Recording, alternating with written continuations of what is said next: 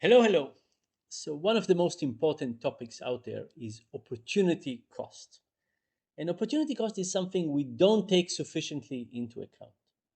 We don't take it into account when it comes to our financial decision making, and we don't take it into account when it comes to time. Maybe we're slightly better with time than with money. So, what is opportunity cost? Every time we buy a cup of coffee, we will not be able to use the money for something else. But the reality is that people have a very hard time thinking about opportunity cost. For example, a few years ago, I went to a Toyota dealership and I asked people, I said, look, if you go ahead and buy this Toyota, you would not be able to do something else. What is this thing that you would not be able to do?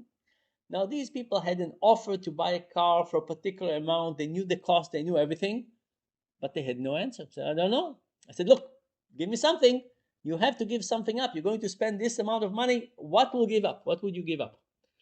And most people told me if I buy this Toyota, I can't be a Honda. I can't buy a Honda, which of course is technically correct, but that's not what I was hoping for. I was hoping that people would say this would come at the expense of 2 weeks of vacation for the next 3 years and 70 books and 3 times a year going to a restaurant. And what's the opportunity cost? So it turns out we don't think about opportunity cost very well.